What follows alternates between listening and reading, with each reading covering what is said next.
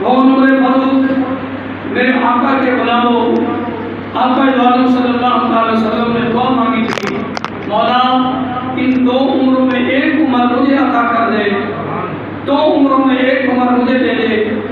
تو ہمارے قدرت آئی، فرمایا محبوب جسے تو کہے میں وہی عمر تجھے دے دیتا ہوں، جسے تو کہے وہی عمر میں تجھے دے دیتا ہوں۔ تو آقا نے عرض کی مولا جو تجھے پسند ہو وہی مجھے دے دے، جو تجھے پسند ہو وہی عمر مجھے دے دے۔ تو یہاں علماء نے بہترین بات لکھی ہے کہ عمر فاروق وہ ہستی ہے جو مصطفیٰ کو بھی پسند ہے اور خدا کو بھی پسند ہے۔ اسی لیے اللہ تعالیٰ نے حضرت عمر فاروق کا انتخاب فرمایا، آقا عالم صلی اللہ علیہ وسلم کا عطا فرمایا۔ جب میرے عمر نے کلمہ پڑھ لیا تو عرض کرتے ہیں یا رسول اللہ جب ہمارا قرآن بھی سچا ہے، ہمارا دین بھی سچا ہے، آپ بھی سچے ہو، تو یا رسول اللہ پھر چھپ چھپ کے نہ مانے، یہ حق نہیں بنتا۔ جس جماعت میں عمر ہو وہاں چھپ کے عبادت نہیں کی جاتی۔ یا رسول اللہ اب میں مسجد کے دروازے پہ کھڑا ہوں، میں دیکھتا ہوں کس کی ضرورت ہوتی ہے کہ نبی کے عاشقوں پہ حملہ کرے۔ عمر فاروق آئے، دروازے پہ کھڑے ہیں اور تمام کفار کو للکارا، فرمایا آؤ اگر کسی نے اپنی عورتیں بیوہ کرانی ہیں، آؤ کسی نے اپنے بچے شہید کروانے ہیں، آؤ اگر کسی کو موت ہے آؤ عمر کے مقابلے میں۔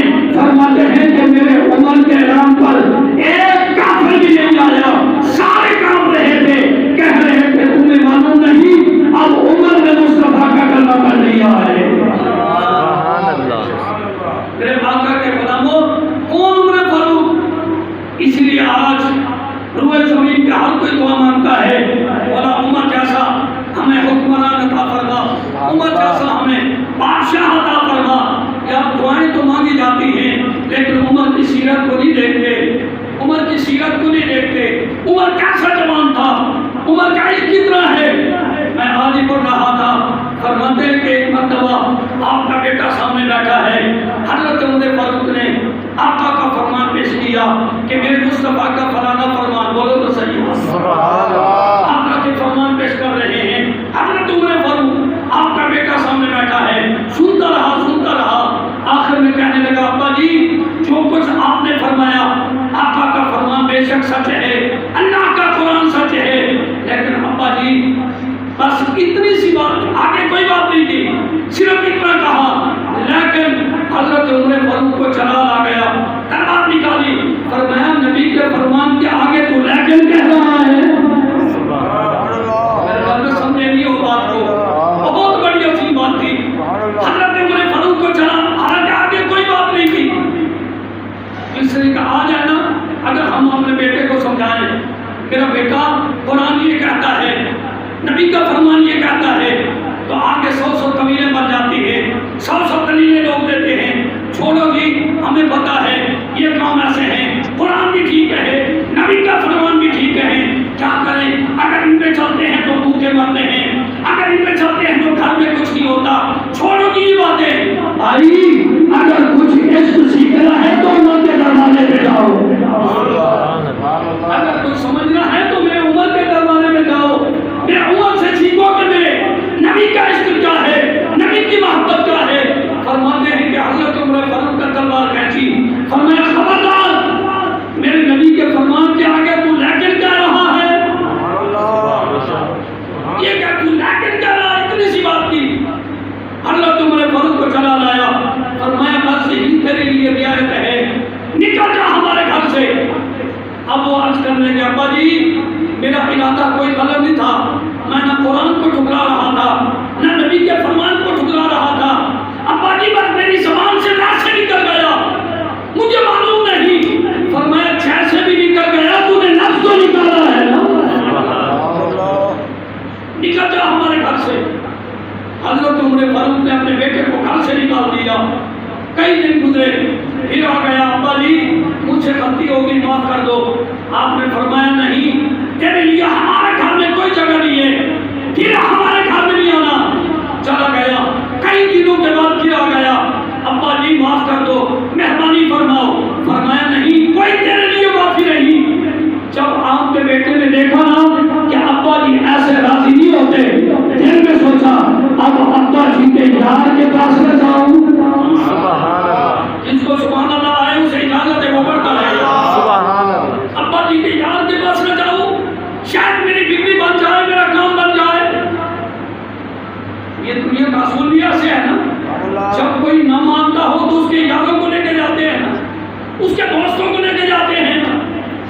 آپ سے پوچھتا ہوں میرے ابو عمر کا یار کون تھا؟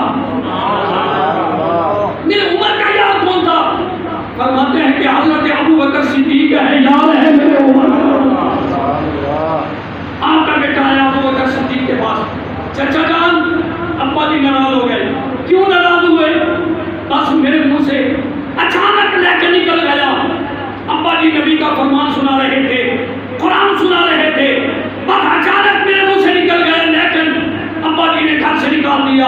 کئی دن ہو گئے میں گھر نہیں جا سکا، اب گھر کی چار دیواری میں داخل نہیں ہونے دیتے۔ ابا جی جلال میں غصے میں، آپ کو پتا ہے ابا جی بڑے جلالی ہیں۔ میرے ابو بکر صدیق نے فرمایا اچھا میں چلتا ہوں، تیرے ابے سے راضی نامہ کرا کے آؤں گا، میں بنا دیتا ہوں۔ حضرت ابو بکر صدیق حضرت عمر فاروق کے بیٹے کو ساتھ لیا، فرماتے چل پڑے، چلتے چلتے آئے عمر کے پاس، فرمایا عمر اب میری طرف دیکھیں گے، جملہ بڑا عجیب ہے۔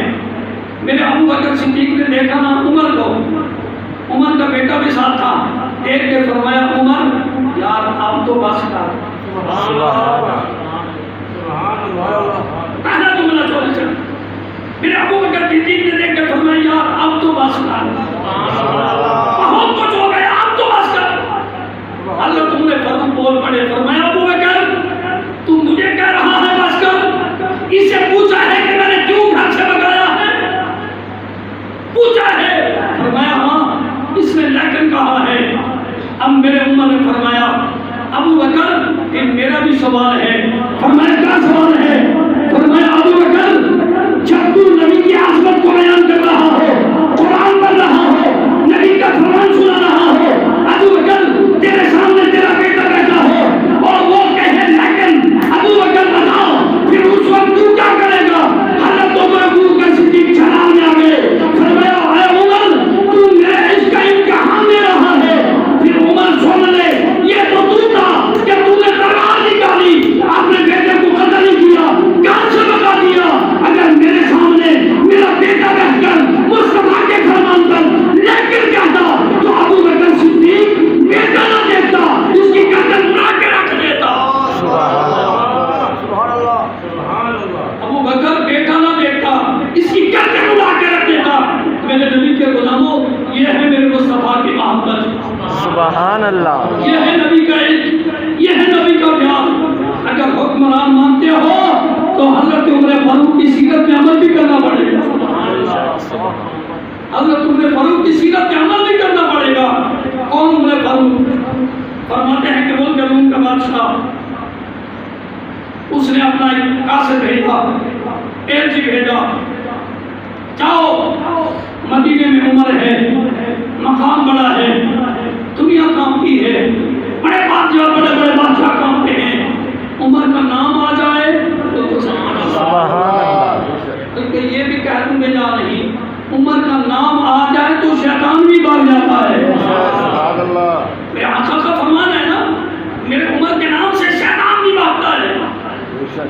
اس لیے مجھے ایک بزرگ نے کہا کہ قاری صاحب بچہ جتنا بھی رو رہا ہو نا تو اس کے کان میں ایک تسبیح پڑھو یا عمر،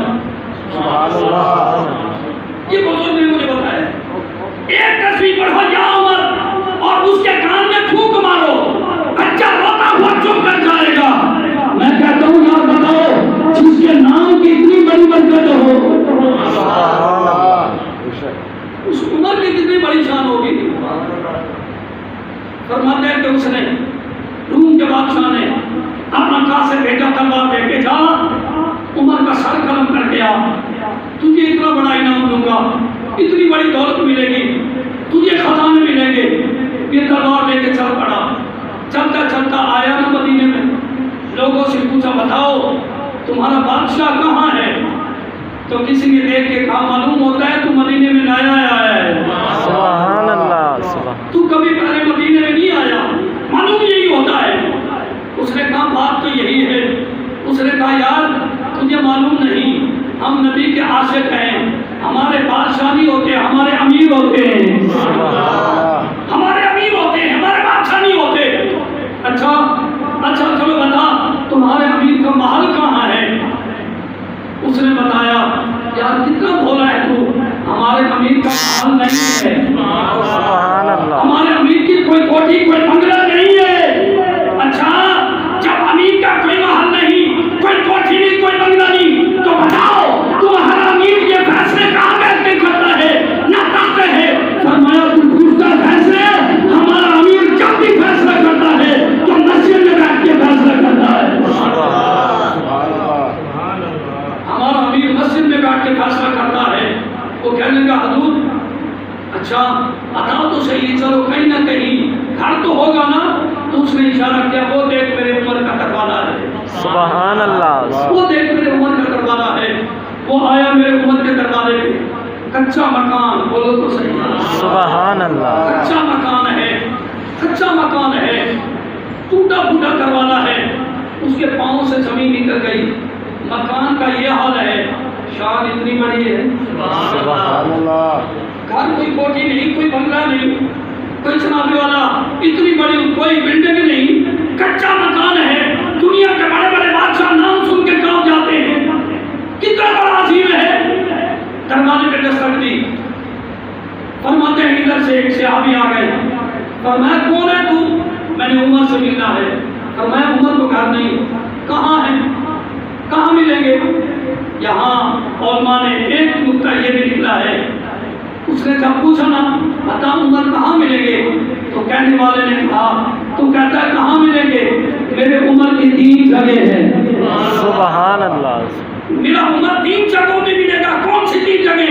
फरमाया उमर को अगर ढूंढना हो तो मस्जिद में बैठ के लोगों के फैसले करते हैं, अगर मस्जिद में ना मिले तो फिर किसी यतीम की खिदमत करते होंगे, उनके सरों पे हाथ फेरते होंगे, अगर वहां भी ना मिले तो फिर जंगल में मेरा उमर अपने रब की इबादत करते हुए मिलेंगे।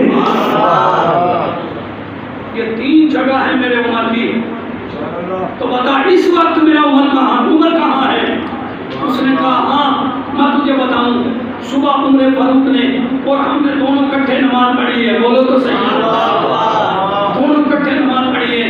मेरा उमर तो वो है जो कुरान का कारी भी है, का हक भी है, बहुत बड़ा आलिम भक्तों में बताता कि उमर का कितना बड़ा मकाम है।